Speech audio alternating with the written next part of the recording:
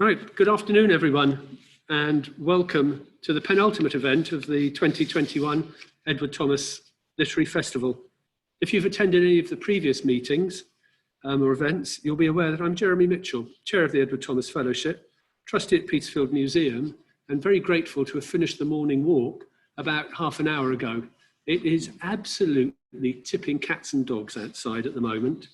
I'm Chair of the Edward Thomas Fellowship and a Trustee at Petersfield Museum, co-host of this festival together with my museum colleagues Ryan Watts and Lauren Wayland, who are both providing backup support this afternoon. I'd like to thank the Fellowship, Petersfield Museum, Bedales School and the National Lottery players, without whose support we've not been able to bring the events of today and the last week to you, and of course all our wonderful speakers and other participants. So, who was Hope Webb? She's intrigued me for a long time and haunts Edward Thomas's love poetry and some of his prose. But while biographers have documented their relationship, Hope herself has remained an enigmatic figure, her character something of a mystery. Charlotte Peacock has uncovered new material about Hope and her family, including photographs and lines of verse Edward Thomas wrote in her album. So in this talk, and I'm sorry if I'm stealing all of your thunder, Charlotte, Charlotte builds a clearer picture of the 18-year-old girl that Edward Thomas fell in love with during his stay in Minsmere in 1908. Adding fresh insight into the episode, she discusses its influence on his writing and deconstructs his image of the woman Hope became after their relationship was abruptly ended. Yes, apparently he said, "They have told me she is now a schoolmistress. I see her sad and firm with folded hands." I'm sure that's not the Hope we're about to find out. I just want to say that this event is being recorded for Museum and Fellowship archives and will be available for a short while after we've finished editing it after the event. And so now I'm going to say over to you, Charlotte. I'm going to share the screen.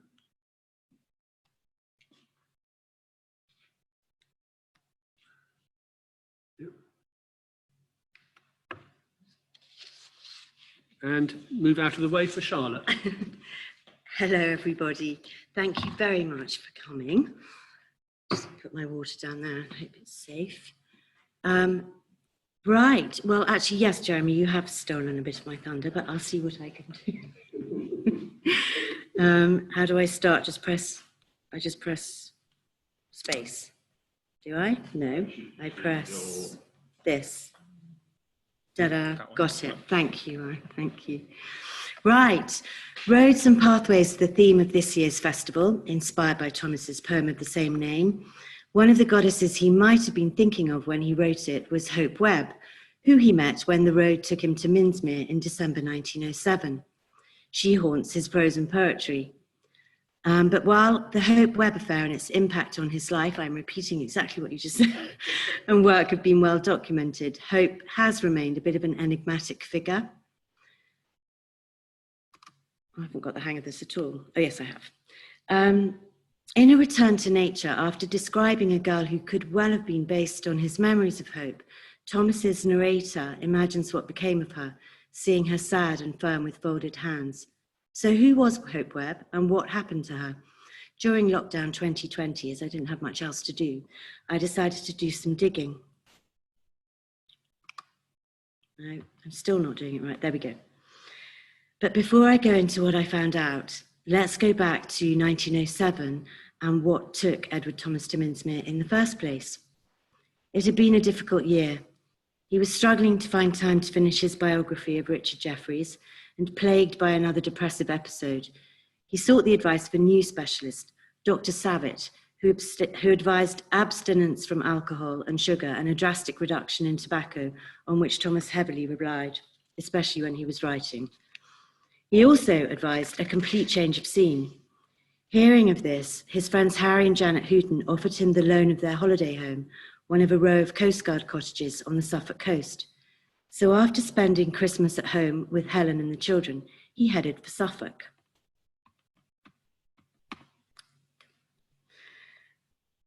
He arrived on the 28th of December and stayed for 9 weeks. It was the longest he and Helen had been apart since they married in 1899. Oh no, I've gone too far. Now how do I go back? I don't know. Do I press? Sorry, Ryan. That's right. Doesn't matter. There we go. The scenery worked its charm on him. Although it hasn't changed much thanks to the National Trust, I've managed to find a photograph from that period, so you get an idea of what he would have seen from the Coast Guard cottages looking towards Dunwich and Walberswick, and as he described it to his friend Gordon Bottomley.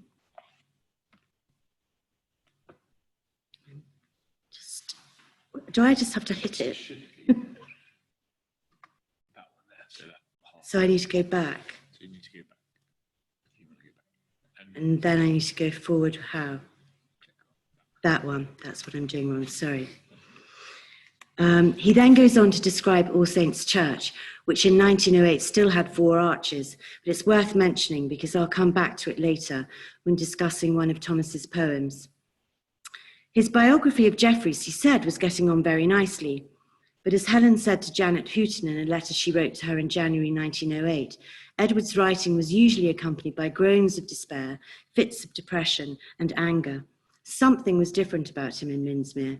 Helen said she was sure it was the people there who were being so kind to him, their number and light-heartedness and their unconstraint.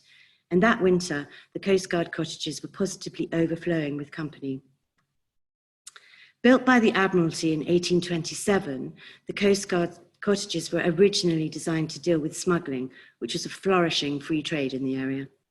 Decommissioned in the early 1900s, by 1907, 4 of the 8 houses were leased to William Trago Webb, 3 to James Arthur Aldis, and 1 to Harry Houghton, whose wife Janet was an Aldis by birth.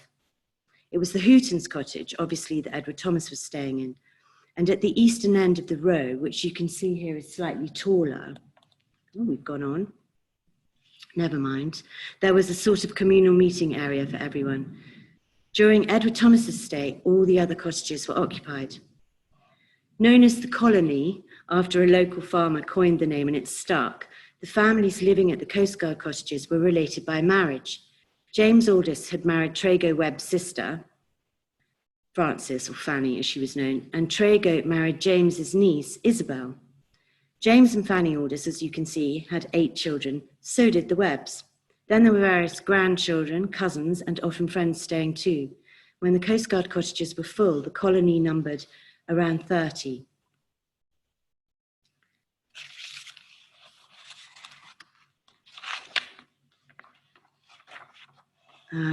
The Aldis family were quite interesting and remarkable. So were the Webbs, who I'll come on to because I think they were more remarkable. But the Aldis brothers were famous for inventing various things, including the World War II Aldis signaling, I can't say that, Aldis signaling lamp, which was used in the Second World War. But of course, it's the Webbs we're actually interested in. So let's skip on. And here they are in January 1907, looking much as they would have done when Edward Thomas met them at the end of that year.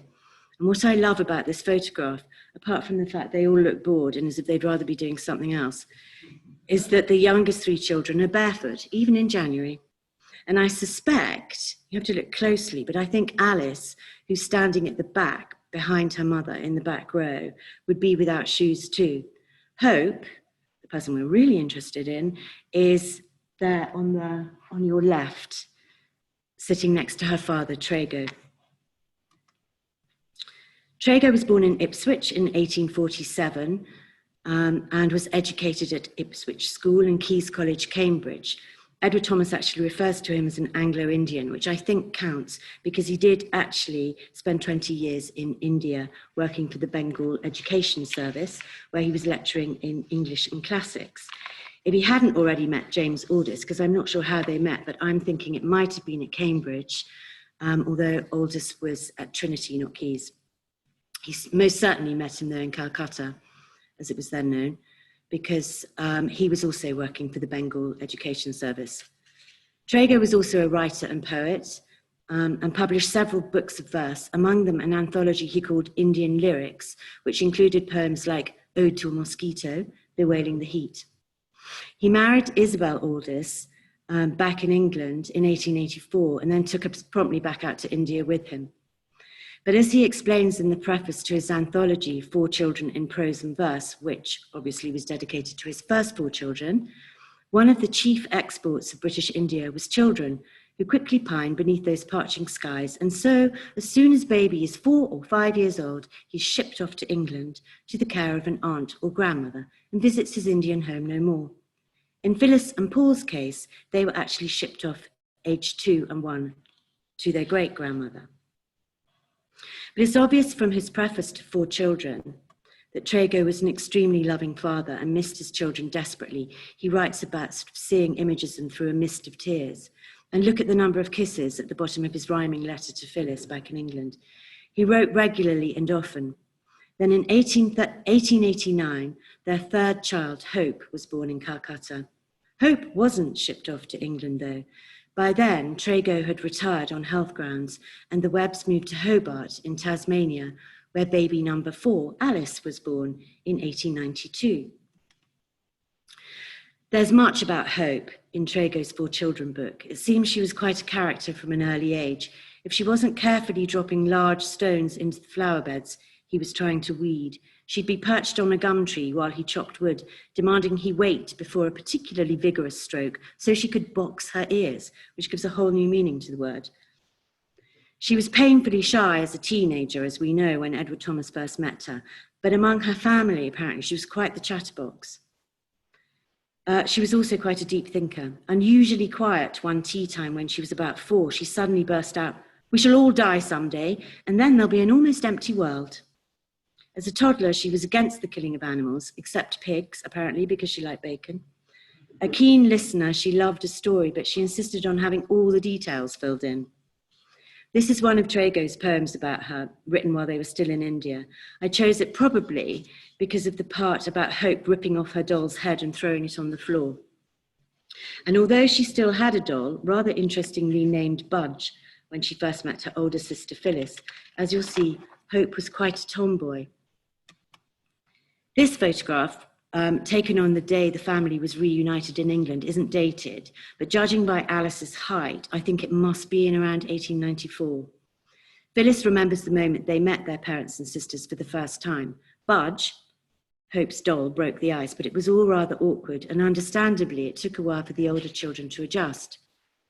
Isabel Webb seemed very remote, Phyllis says, but Trago quickly became very much loved by them. They hadn't long been back together again when Alice had an accident. Insecurely placed in her high chair, she slipped and, to save herself, grabbed hold of a jug of boiling water. She was so severely burnt she almost died and spent weeks recovering. So it was largely for Alice's benefit that Trago eventually took a house in Margate. I suspect it was also for his. Trago really liked to live by the sea whenever he could. And Margate's interesting in this whole Hope Webb story. Roy was born there and soon followed by Billy, bringing the number of Webb children to 6. Billy's not in this picture, he came a bit later. And while Trago always claimed his next book of poems, A Book of Bad Children, wasn't inspired by his own children, they didn't believe him. And by all accounts, they were quite a handful. When they weren't running wild climbing trees, Phil and Hope were inside taking flying leaps off the top of their high 4-poster bed they shared, pretending they were jumping off the pier. During their first months in Margate, they'd had a succession of unsatisfactory nurses. An elder one who drank was quickly given her marching orders.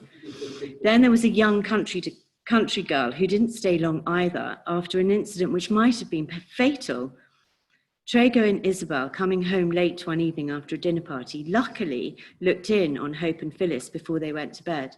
They found them both burrowed under the bedclothes, right at the bottom of the bed, half suffocated.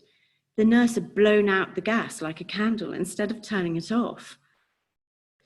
Then luckily came Helen Thomas, or Helen Noble as she was then known. Arrived to be their nurse in, I'm not sure quite when, I think possibly 1896. The children adored Auntie Helen, as they called her. She felt more like a friend than a stuffy grown-up. And as none of the children went to school before the age of 7. This was apparently deliberate because Trago felt that he'd been overworked as a child and actually he could read Greek at the age of 5, so he might have a point.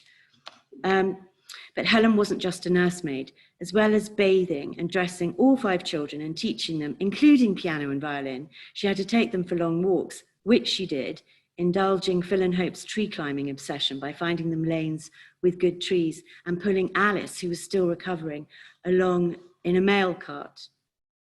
On weekday evenings, she was expected to play cards with Mr. and Mrs. Webb, but on Sundays, Trago, who was a nonconformist, being a strict Sabbatarian, she had to sit listening to him read Dante aloud while the children played with their Sunday toys.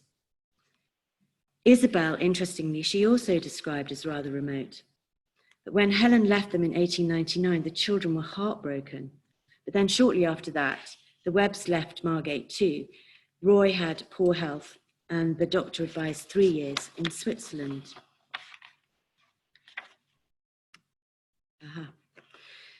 The girls loved Switzerland. Trago managed to find an apartment near the water, obviously, overlooking Lake Geneva. Phyllis and Hope got a solid grounding in French grammar from the rather frightening Mademoiselle Rouet, who they called an audacious lady, which is a fabulous expression. She ran the local girls' school. And then when another baby, Molly, was born in 1899, Isabel took on new help in the form of Miss Annie Wood as nurse and governess and a Dr. Carpenter as tutor.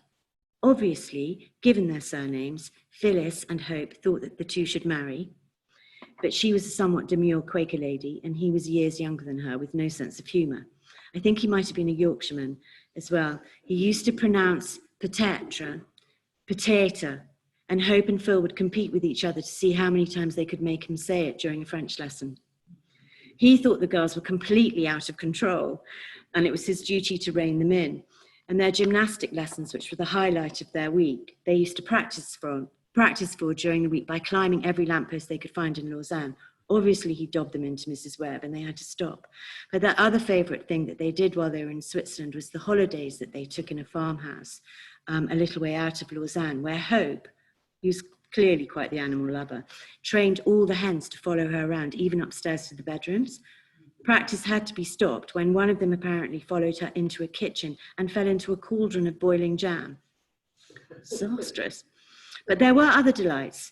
They trained a lamb to follow them around too after the hens were made to stop, and made panniers for him so he could carry home the shopping, and a hayloft where they would lie and drop stones on passers-by. When they returned to England with Miss Wood and Dr. Carpenter in tow and still not married, Trago was determined to find somewhere to live where the children could have the same sort of freedom. They initially settled in Bovingdon, I assume that's how it's pronounced, in Hertfordshire, where their 8th child, Jo, or Chub as she was known in her early years, was born in 1901. And it was here that Hope and Phyllis started the children's trend for sleeping outside. Nutfield, the Bovingdon house, was surrounded by open countryside, and at the bottom of their garden was a field with 2 tree stumps across which they'd slung a hammock, and here they'd read. They were deep into the Brontes and Jane Austen at the time, apparently. One night, Hope dared Phyllis to sleep outside. Hope lost the toss, so she went first, and although she was attacked by insects, she lasted the whole night through. Phyllis was determined not to be outdone, but was woken at midnight by something soft and clammy crawling over her face the following night. It turned out to be a horse in the next door field who'd wandered over to investigate. Terrified, she crept back into the house and slept the rest of the night on the kitchen floor, where Hope found her the next morning as she went out to milk their cow Fancy. Great name. As well as Fancy, who was Hope's responsibility, there were chickens, who were Alice's, and a blind pony, Pompo, who was Phyllis's. Trago had bought Pompo cheap, not realising quite how difficult a blind pony was to drive. Poor Pompo, who then got a poem about him too, obviously, stumbled over every slight bump in the road. But ever resourceful, the girls got their neighbour, Mr. Gillett, to teach them how to drive the pony. They also persuaded him, interestingly, to teach them carpentry and tiling. They never learnt how to cook, apparently, though. Then, hearing of their attempt to sleep outside, the Gillets offered the girls a roofed-over haystack to sleep in. From then on, Hope, Alice and Phyllis crossed the field in their dressing gowns at bedtime and slept there. Isabel was apparently so proud of her daughter's sleeping habits, she wrote an article about it, which was printed in the Strand magazine. I haven't been able to find it yet, but I am going to. Isabel and Mrs. Gillett became very close, and when the Gillett's moved to Walpole, near Halesworth in Suffolk, the Webbs followed, taking Mel's Lodge, a farmhouse nearby. Mrs. Gillett and Isabel were both staunch supporters of suffragism, and Hope and Phyllis now started going to local meetings with them too. Aunt Fanny Alders, also living in Suffolk, was also a staunch suffragette, as we'll see. By this stage, Hope and Phyllis had decided to become farmers. And when they weren't being educated by governesses, they spent all their time in the fields. They also joined the Halesworth women's hockey team. About this time, a friend of Mrs. Gillett's, Constance Maynard, who was principal of Westfield College, then visited. Another rather audacious lady, according to the girls.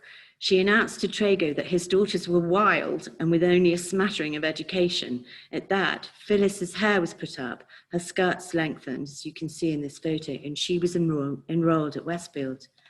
Hope, who's around 16 in this photo, is now about the same height as her father. I think she was about 5'8", and still in the plaits that Edward Thomas describes later. Both Hope and Phyllis had bicycles. Sadly, I can't find a picture of them on them, so this one will have to do.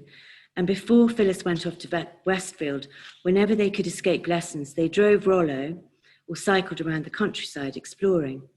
One day they went further afield, discovering Dunwich, and from there went on to Minsmere Common.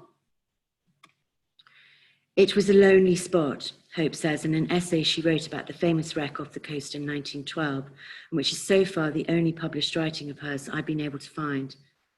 But she did include a map which gives you an idea of the distances. At the edge of the common stood the Coast Guard cottages, which when they first saw them, the girls thought were rather a blot on the landscape. They were to become anything but, obviously. But hearing about these from the girls, Trago apparently made inquiries immediately, and discovering they'd been decommissioned, he took on the lease of the whole lot. Later, when the Alderses had to move from Saxted Hall, they took over a part share of the lease. Each family paid £20 a year to Dunwich Town Trust. Sounds quite a bargain now. It's more expensive. The National Trust just advertised one of the cottages for £750. They constructed a ladder down the cliff. The cottages are sort of perched at right angles, and it's the only other way down to the beach is sort of through a marshy path. So they built this ladder so they could get down there quickly. At the other end, which I've included a picture, which was also printed with this article, is called the Sleuth Sluice even, which was an eerie spot. It's where a few people lived, and they were obviously controlling the drainage of the marshes. But she and Phyllis preferred the beach in the other direction, below the cliffs. When the Webbs first moved there, friends thought they were mad. It was 6 miles to the nearest doctor, 6 to the shops, and 2 to the nearest house. An article published in the Dunwich Town Trust leaflet, the author wrote, "One cannot help but wonder why 2 such families with advanced ideas on the bringing up of children and the education of women chose to live in such a bleak spot, removed from any cultural amenities." But of course it was the isolation and the fact it was by the sea that so appealed to Trago. The colony had its own institutions. They started daylight saving years before the rest of England, loving the long evenings. At 11 a.m. every morning, a school bell would ring, summoning everyone for a morning swim. Billy, the joker of the family, used to delight in diving under the waves to pinch the girls' legs, apparently. And during the summer nights, there were moonlight bathing expeditions. Of course, all this sounds idyllic during the summer. The winters in Suffolk can be quite rough. Apparently, they loved the winters there even more. Sea swimming continued unless it was really stormy. And even on Christmas morning, they'd slip bathing suits under Max and head for the beach. "The water is cold, certainly," said Mrs. Aldous, Fanny, I presume, "but not so cold as the water from the tap in your house." Obviously, when she wrote that, I think that was in the 1930s to begin with, they would have had all their water from a well. One of their favourite activities was poultering, which is the Suffolk word for collecting firewood from the beach. And the colony enjoyed seeing the effect of this craze on visitors. Edward Thomas was no exception. When the east wind began to blow and the first signs of plunder arrived, guests would take a casual interest in picking up bits of wood here and there to add to the store.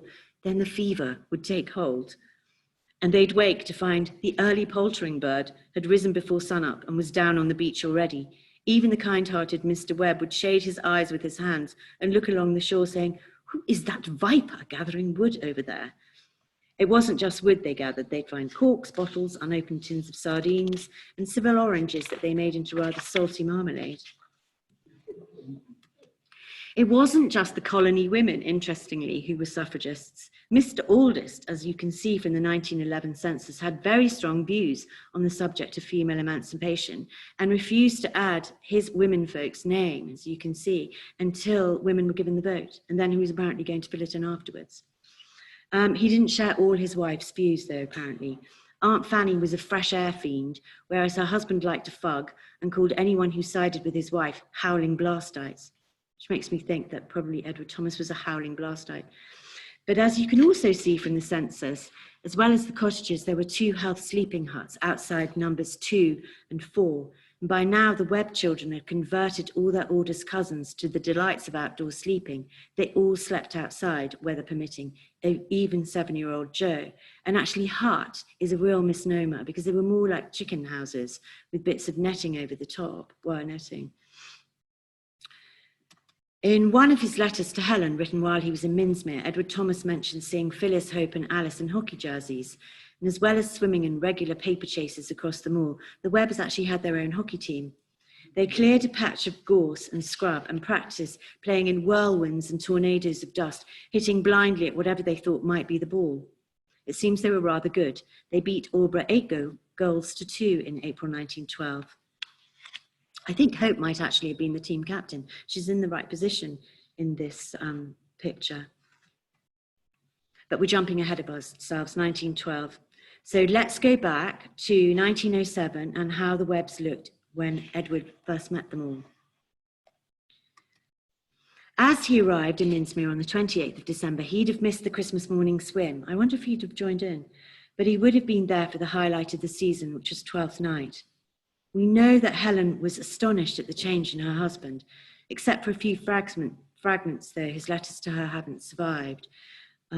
But we can deduce their contents from Helen's replies. To begin with, she seemed surprised at how eagerly he joined in with the family's activities. As well as poultering, he was dancing and playing whist. He also joined the girls' bone collecting expeditions. Below the old ruined church of All Saints with its 4 arches, the cemetery and graves were constantly being washed into the sea. You'd see bones and bits rather gruesomely sticking out from the cliffs during the process. Hope and Phyllis collected bits of bones washed up on the shore and had managed to assemble nearly a whole skeleton, obviously not from the same individual, or at least we don't think so, which they kept in a box under Phyllis's bed. Of course, when Isabel discovered this, they were made to take them out and put them in the stables. But as you can see from this extract of a letter that Edward Thomas wrote to Delamere at the time, he joined in, and he did find a skull, I think, and sent it to Delamere, who called it Moses and kept it in a cake box. By the 18th of January, Edward was so enjoying life at the colony, his own family were apparently quite forgotten. Out of all of them, he says it was Mr. Aldis and Hope who'd quite reached his art. I like that play on words. But of course, it was Hope in particular. And although she was shy, little by little, he'd managed to overcome her shyness, and they were walking and talking together. He says in his letters to Bottomley and Houghton that Hope was writing verse. But the album, he says here, that he wrote in wasn't just Alice's. All 3 of the oldest Webb girls wrote verse, and Hope had carefully copied out some of the poems into a notebook they'd call 4, which presumably stands for Phyllis, Hope and Alice Webb. Here's one of Hope's poems, which I chose because Edward Thomas describes her as wild and timid as a seabird. But on the last page of the book, someone else's handwriting appears. I've tried to blow it up so that you can see what you think. It's only 2 short lines written in pencil, but having compared it with various manuscript sources of Edward Thomas's handwriting, it looks suspiciously like his. and it makes me think this is the album he's talking about. As you can see, he's added on an ending, or suggested a better ending, which I think does scan better, to the girl's final poem. So as we've got no more, you see, here ends the poetry of three. And there's something really rather lovely and joyful about the underlining and the exclamation mark. It's not probably the sort of poetry of his we're used to, obviously. But it does prove that he was writing poems before 1914. No, okay, I'll move on. But like the seagull in her poem, Hope could not stay. She went back to boarding school for the start of the spring term, and with her went all Edward's joy in the place. We know they were writing to each other, as he says here in his letter to Gordon Bottomley, and Helen clearly knew some of what was going on from Edward's letters. The rest she deduced through intuition. And although she downplays the affair in her memoirs, her letters tell another story. They grow increasingly anxious as time goes on. But by the time Helen actually made it to Minsmere at the end of February, of course, Hope was gone. Helen even makes a joke of it in one of her letters, saying, "And now I suppose all your hope is gone." And although when Edward first mentioned Hope to her, she'd replied saying Hope had always been her favourite of the Webb children, describing her as the black sheep of the family and not a bit overkind. A photograph she saw of Hope at the Coast Guard cottages in February made her think her feelings for the child might have changed. I suspect her feelings might have been coloured by what she sensed was more than a passing infatuation on her husband's part, but I also wondered which photograph she saw, and possibly it was this one that was only taken earlier that year. A closer look at Hope, she does look a little bit sad, but they all look a bit bored and uncomfortable, as I think I said before, and it looks very staged.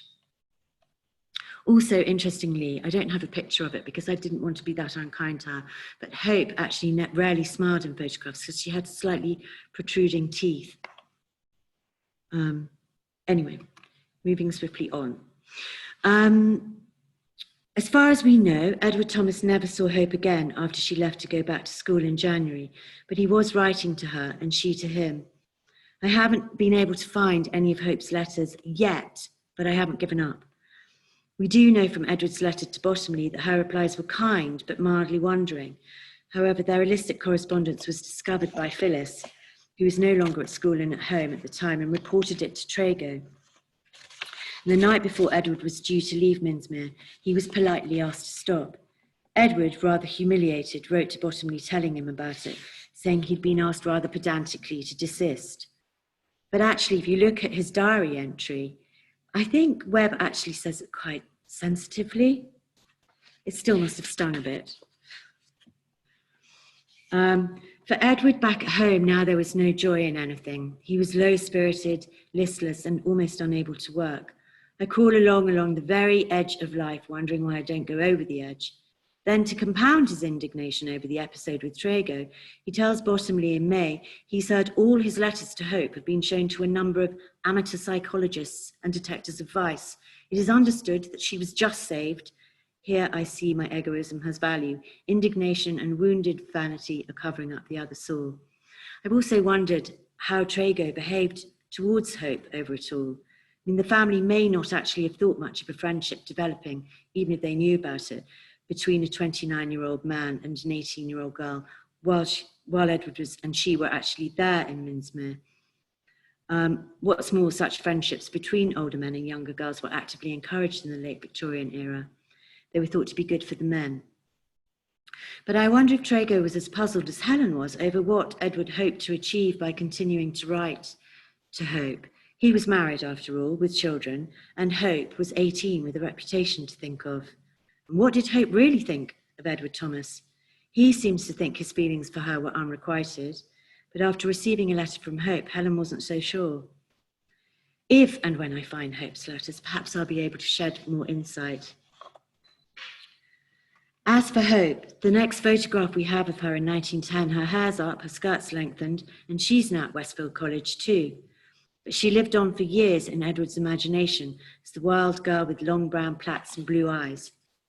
His feelings for her almost certainly led to a burst of creativity unparalleled since his undergraduate days.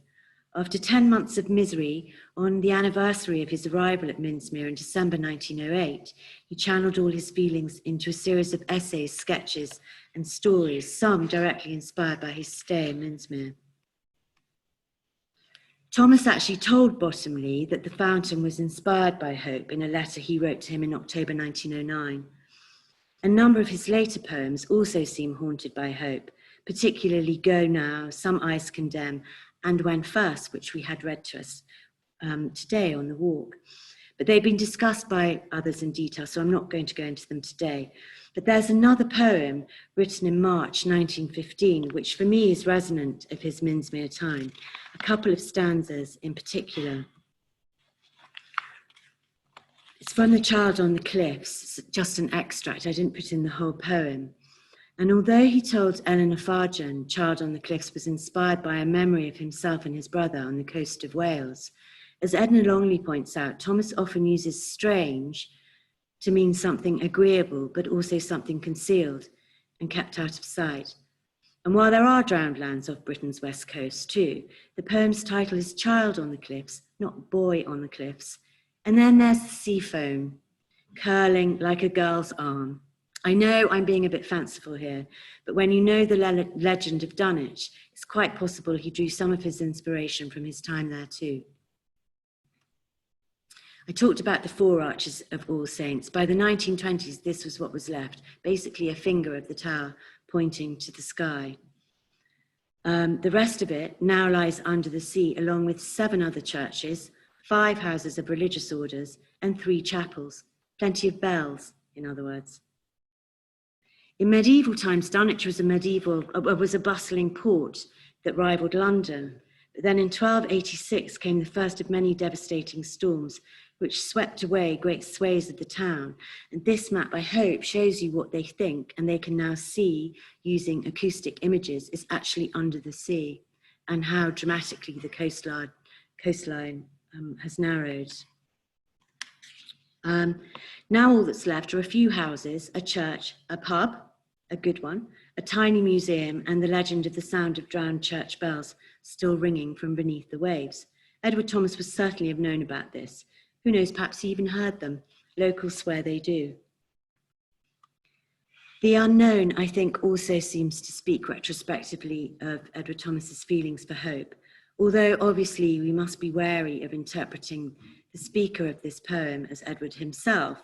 The moor, the moon, and the lack of her, I think, are very suggestive. And while he wasn't a poet when he met Hope Webb, he was writing poetry, obviously, by December 1914. In 1916, when this poem was written, he'd recently reconnected with the artist Edna Clark Hall, another beautiful, dark-haired, blue-eyed, wild and shy woman who had a thing about climbing trees, running barefoot, and sleeping outside. Edward Thomas, I think, had a type, but he hadn't yet bade farewell to Edna when he wrote this poem. That came later in August. There's also a wondering what became of the girl who lured a poet here, as well as, I think, possibly a slight arrogance in the line, she is to be kissed only by me, but I should be wary, as I said at the beginning. So what did happen to Hope Webb? It's rather a forbidding image the narrator conjures in A Return to Nature. And from what I've managed to find out so far, it's nothing like her. Although Hope did become a teacher and also had her fair share of grief, sad and firm with folded hands, she most definitely was not. As I think you'll agree, looking at this photo, which is one of my favourites of her, in 1965, clearly delighted with her car and no doubt the independence it brought. And in this one, which was taken of her in 1950 in Kensington with her mother, Isabel. By 1912, Traeger had actually bought them a house in Kensington in Scarsdale Villas, where they now live during term time. But until war broke out, they spent their holidays in Minsmere. The Aldises stayed on actually at the Coast Guard cottages until the Second World War, when they were requisitioned by the military. And in fact, both James and Fanny Aldis died there in the 30s. But what of Hope? Hope sailed through Westfield College, graduating first-class honours, and then went on to teach at a prep school in Berkshire. Alice Webb, graduated from Girton College, Cambridge, and she too became a teacher. Phyllis went on to the London School of Medicine for Women, eventually becoming a GP. They spent a last family together in Switzerland, And then war came, and all three boys joined up, the younger two on leaving school. I forgot to say actually that Molly and Joe, that's why they moved back, I think, probably during the term time. Billy, Molly and Joe, the three youngest, were all at St. Paul's School, which then had a school for girls. Poor Roy, he was a sweet, gentle soul who's been described by someone as actually coming across as rather stupid at times. But I think actually he was quite spiritual, the sort of boy who'd probably be a trial to very practical parents, but the Webbs weren't very practical, and encouraged his love of music. They were terrified for him, well, for all of them, when they went off to war. And actually, Roy survived. In March 1917, they found him in hospital where he'd been admitted looking skeletal. He got trench foot really badly, been sent back to war when he really wasn't ready, and had a nervous breakdown and stopped eating because he was worried that he'd be diminishing his fellow soldiers' rations. He recovered eventually, but he never spoke about it. I'm sorry, I don't have a picture of him at the time, so that's why we've got 1941. Both Billy and Paul joined the Royal Flying Air Corps, as the Air Force was then called. Billy, very good-looking boy, always the joker, signed his letters home with a bare paw print for years, and according to his sister was charming and was always up for a dare. Soon he won his MC in bar, had a short leave in June 1917, and on the 16th was sent out to France. His plane was shot down by a German fighter over France. It was a very miserable Christmas for them, but apparently the Webbs all talked about Billy, seeming to act as if he were right there with him. But Molly, who was the second youngest child, had also heard that her fiancé had been killed. And just at the time they received news of Billy's death. Then there was Paul, who at 29 looked more like 20 and horribly shy, much like Webb, only looked sideways at you to begin with, and had a habit of catching his lower lip in his teeth. He was trained as an observer in the Corps, so he never became a pilot. But when he first went out to France, he was an observer for a pilot he much admired, Bomber Harris. In August 1917, he was sent home seriously wounded and actually recovered, only to be sent out again, and his plane shot down and he was killed in June 1918. As we know, Edward Thomas also never returned from France, dying on the 9th of April in 1917. By then, the nation had grown almost accustomed to the daily roll call of premature deaths, but this was one, of course, that elicited a very strong reaction from a great many people in the middle of all those black columns in the papers. If they hadn't seen it in the papers, the Webbs must have heard the news either from Janet Houghton or even possibly from Helen Thomas herself. But again, as I don't have any letters yet, I don't have a reaction. I will get it. The Webbs' numbers were reduced in 1919 when Phyllis went off and married another medic, and they set up a practice in Dollis Hill. Her medic husband actually was really famous for costume books that he wrote, but that's completely by the by. Molly went off to America to study osteopathy, which Phyllis raised an eyebrow at, but Traeger agreed to it because it was Molly's wish, which gives you an idea, I think, of the quite progressive man he really was. Molly actually ended up marrying the fabulously named Alfredo de Ledesma. I probably pronounced that completely wrong. And in 1934, she went out to the Argentine with him to farm his estancia. Joe started at art school, and Roy settled into a career as a professional pianist. But then there was more tragedy. Joe, the baby of the family, who they all absolutely worshipped, died after an operation went wrong in 1925. Like Traeger, she'd never really got over the loss of Billy, who was the brother she was closest to. Their numbers depleted. Traeger then moved the family to another house in Alma Terrace. But neither Hope, Roy, or Alice ever married. She may not have kissed anyone else. For the girls, it was hardly surprising, though. I mean, most of the young men were killed in the war, and they'd have fallen into the category of surplus women, as the press rather unfairly dubbed them in 1921. What's more, if they had married, Alice and Hope would have had to give up their careers. And as Hope was by now running a private school coaching students for university entrance, perhaps her career was more important to her. After all, she had few overheads living at home and an independent income. In 1932, Trago bought a row of fishermen's cottages in Mersey in Essex and converted them into a single dwelling they called the North. I think that stands for the nose. Obviously by water, again, right on the water's edge. They added on a billiard room at the far end, which you can see in this picture with the windows open. In the 1930s, Mersey was pretty cut off. You can still only reach it by driving across a causeway they call the Strood. The houses had names, not numbers, and there were only about 25 names in the phone book. The North was right on the edge of the water at the end of the coast road, but it was Trago's last move. He died 2 years later in January 1934. And while Mersey must have been some sort of consolation for him, he's not buried there, as I discovered, after spending hours tramping around Mersey trying to find his grave. He's actually buried in St. James's Churchyard in Dunwich, along with Josephine, his youngest child. And outside the Dunwich War Memorial, they proudly display the names of the 2 Webb boys who gave their lives in the war.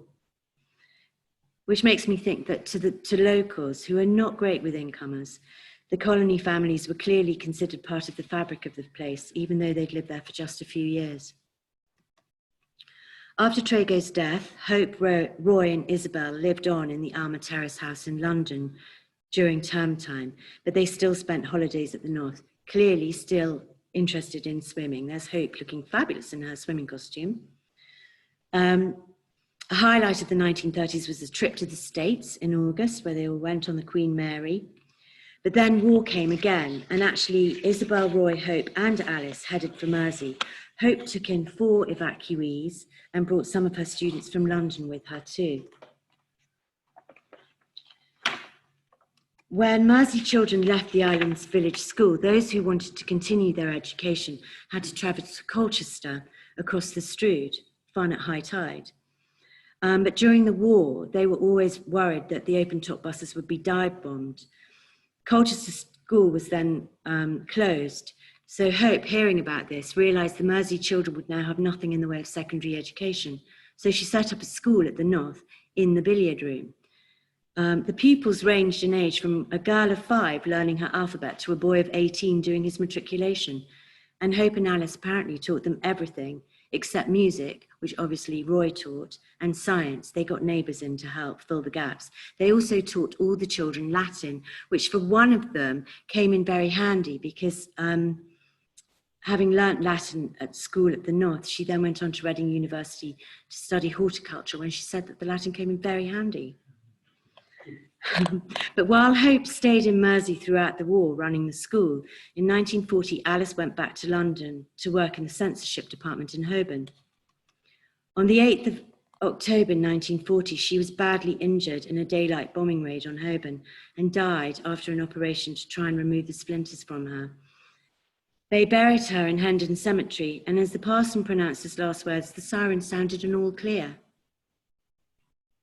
Hearing the news in Mersey, Molly's mother, the little girl I was telling you about who'd studied horticulture, sent her to school with a condolence note saying she'd quite understand if school was closed for the day. Am I running out of time? Should I talk quicker? Nearly done. Where was I? Yes, so she sent in a condolence note saying she'd quite understand if the little school was closed for the day, but Hope, who must have been absolutely devastated, didn't even take a day off. Clearly the children came first, and also perhaps it took her mind off things. After the war, Hope was anxious to get back to her students in London, and she, Roy and Isabel moved back to the Alma Terrace house. Phyllis, actually, and her GP husband, the costume bookman, moved to the North full-time. I think they must have retired, but then went away again in 1953. Interestingly, Hope owned the North. I wonder if Trago had left it to her in his will. Phyllis being married, she would then have been the oldest, I presume. And yes, so she sold the house then. It's now actually quite a lot of Airbnbs and holiday homes. Hope died on the 26th of September in a nursing home in 1973 in Poole in Dorset. I haven't yet been able to establish how she ended up there, but again, I'm on it, I will. Phyllis died after a road accident in 1974, followed by Roy in 75, and Molly, the last of the Webb children, in 1987. Actually, I just need to go back. How do I go back? Oh, I just wanted to point out something. Oh, thank you so much, Ryan. It's funny, but looking at that picture of Isabel Webb, the one in 1940, when I was thinking about Edward Thomas's view, his imagination, his image rather, of Hope as sad and firm with folded hands, I don't know what you think, but don't you think that Isabel looks more like that? I wonder if he looked at Hope's mother and just thought she'd end up looking like her. I don't know. But in most pictures, Isabel doesn't smile and her hands are often folded. Anyway, that's what I thought. Roads go on while we forget and are forgotten. Edward Thomas didn't forget Hope Webb. Did she forget him? At the moment, I don't know, but I do intend to find out. For now, though, I hope this talk shed a little more insight into Hope and her family. And if there's any time left for questions, I'll do my best to answer them. Thank you very much.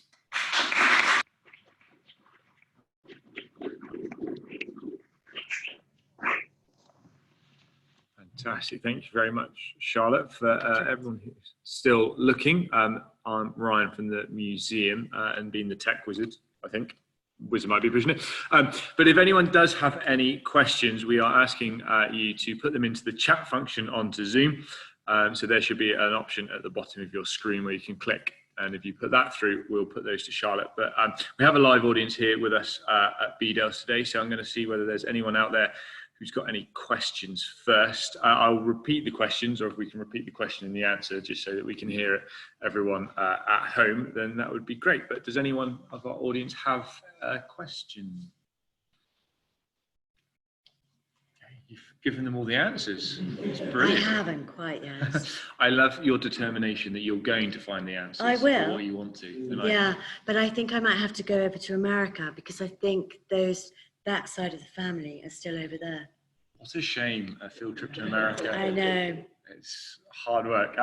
So does anyone have any questions to... The Strand magazine that you mentioned. Yes. Do you know what date that was? Because we've got quite a few Strand magazines. Oh, have you? I was just wondering If I look back in my notes, I will be able to find the date, but I hadn't been able to find it. So that would be great. Yes, I'll come and have a rummage. Might be. Yeah, it'd be interesting to see. Isabel comes across as someone really quite remote and a bit frightening. I'd like to think she wasn't like that, but who knows? I don't know yet. I was just wondering about Helen and how much she worried about his sort of obsession and things. Is there lots of... Well, he didn't, from what I know. Well, we don't have all his letters. We just have fragments of them. So we're really just working on her replies. But he did talk in more detail to some of his friends, so Gordon Bottomley and Harry Houghton. I always want to call him Henry for some reason. But yes, she did. Her letters become more and more anxious. And I think probably, and as his wife, she was sort of, there in the background. So went over to Minsmere to sort of show a front of, he is married, actually, here I am. But obviously Hope wasn't there by then, so she couldn't really do anything except infer from Hope's letter, which was quite, I think, in terms of sort of slightly hero worshipping. I mean, we don't know that she returned his feelings at all. She might have been completely overwhelmed, or she might have fallen madly in love with him too. Huge schoolgirl crush on, quite a cool older man. I don't know. Did that answer your question? Or have I gone off on a slight tangent there? And obviously she was very anxious about her. Yeah. But was that quite a short time? Did the letters span quite a... Well, she was writing letters to, I've looked at the letters that she wrote to Janet Houghton about it, where she's saying things, it's really sweet, saying, I bought a Bobby Dazzler over frock and I can't wait for him to get home. And, and then of course he comes home and he's absolutely miserable, distraught about the whole thing. But I also wonder what he really did think he was going to gain from that relationship. What he did get was years of, sort of inspiration and a very idealized image, I think, comes across in his prose, especially in The Fountain, where she's almost like a sort of bronze statue. It's almost as though she's not really real. It's as though she's a fiction, a sort of, I can't think of the word, figment of his imagination now, and she's become sort of set like that. And I think that's partly what set me off on that little journey, to see who exactly she was, who was the real person. And hopefully we've got a bit more of a flavour of her. Quite a wild child. And we were saying this at one of our events last night, and I'm mentioning it to you, Charlotte, as well, that I think next year for the Edward Thomas Literary Festival, we shall definitely have at least a section or a day or a whole bunch of sessions dedicated to the women involved in Edward Thomas's life. Oh, yes. As I know that I came through to Edward Thomas through Helen and her writings Under Storm's Wing, and that's how I kind of found him accessible, and I know lots of other people do as well. So we will definitely be looking in that. And if you found out more about Hope, then I will we'll come back, but also back. I am researching Edna Clark Hall, so I know quite a lot about her. Ooh. Also, I just have a feeling it'll put cat amongst pigeons. Like and to stir it that. up slightly. So Yeah, let's that's stir brilliant. it up next year if you'll have me back. Well, you are very welcome to come back, and thank you again. So I'd just like to you. show our appreciation to Charlotte again, and thank everyone for watching. We do have another session coming up with Andrew Motion and Daljit Nagra at past. So if you're interested in that, you can email through the address that came with your invite here, and we can send you the details for that. But for the moment, we'd just like to say thank you very much. Thank And you. we look forward to seeing you again.